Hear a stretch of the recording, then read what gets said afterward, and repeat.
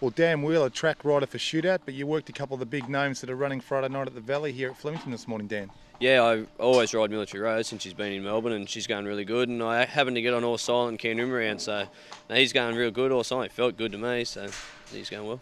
Well, first of all, Military Rose, she didn't probably handle the heavy going last start at Flemington. She had a look around the Valley on Monday. How'd she perform? Really good, worked real good.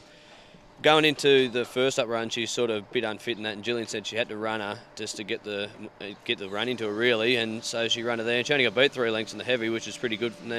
But her work since then has been first rate. She's really going good. She goes around in the Champagne on Friday night. How do you think she'll go? Real good, very hard to beat. I see she's drawn 4. Get a lovely run from there. I've got no doubt she's improved 3 or 4 lengths on her first up run. So. Now we all know how fast All Silent is. Extremely quick horse. He steps out in the Manikato. What sort of a feel did he give you this morning? Yeah, I just got to carry him around. Lovely horse. He's a bit of a dude. Nothing worries him or nothing like that. You have to push him to get him around, and that felt good in his legs and that. And I said to Neil Begg, who's here with him, I said, felt to me like a 2-year-old. You know, the way he was mucking about and that. So he's good. I hope he runs well. He's a lovely horse. And of course, you regularly ride Shootout, and he had a look around this morning. A little bit of a light gallop, was it? Yeah, he went 1200 evens. I reckon he's improved out of sight, sort of just in the way he looks and that. You know, he always looks good, but now he's sort of come right on with fitness and that. So you know, we're just going strong evens with him from now on, and he'll have a gallop Tuesday, going into the Turnbull. But he's just turned the corner again, and I mean, I can't fault him. I think he's terrific. He's better now than what he was. So he's going to bypass the Caulfield Cup, go to the Turnbull, then onto the Cox Plate. Yeah, that's the plan. John and Graham and Linda Huddy, that's what they've decided. And he probably didn't enter the Valley too crash shot the other day, but it was a terrible run race, and I can't wait to see his speed on and be ridden quiet, because that's when the 2 Group 1 races he won, there's been 16 horse fields, and they've run along, and he's had his chance where just probably he's been a bit of a victim, having to ride him a little bit too forward. So I can't wait. Here 2000 here, different ball game altogether. This is now where the good races step up. So he'll be very hard to beat here, I can tell you, next Saturday.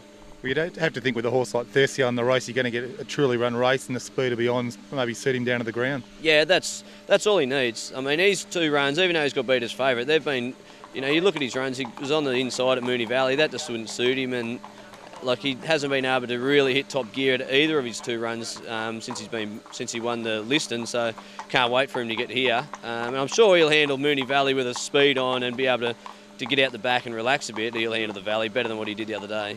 There's no doubt he's really fit now. Is he looking for more ground? Definitely, can't wait. Yeah, 2000. In his work, he's not pulling it half as hard as what he was when he was, going over them shorter trips, and that's a terrific sign. You just do your evens on him and that, and just click him up a little bit. He's really not pulling at all. So I think getting to the 2000 though, and then beyond, I've no doubt he'll run 3200. Whether he goes to the Melbourne Cup this year or not remains to be seen. But he's definitely looking for 2000. Definitely. Will the blinkers go on? Nah, definitely not. He fires up too much in them. Keep him relaxed, and that's the way he hits the line better. They won't go on him again. Well, Tony Solo charge for the John O'Shea stable is down here at Flemington, and she had a gallop on Monday at Moonee Valley. Yeah, she galloped there at Moonee Valley on Monday, and she took to the way of going pretty well, actually. She had a good look, and she got on the right legs and galloped pretty good. The Champagne Stakes on Friday night, how's she looking? She's strong under the bridle. I think Moonee Valley will suit her with a short straight there, because she probably will lead, I assume. And I thought the Moonee Valley track sits up nice for her. She's been down here now for a couple of weeks. Has she settled in well? Oh, she's settled in very well. At home she doesn't eat very, very good, but down here she's eating very well. Loves Melbourne, yeah. And of course the Brasive is also in your care down here. How's he travelling? Yeah, he's been down here for a good month now, and he's absolutely flying. He loves it here in Melbourne, and his work's been so brilliant lately, so let's hope that he can transfer that onto the racetrack. His first up run was fantastic. He looked maybe a little bit flat last start, but he's bounced back.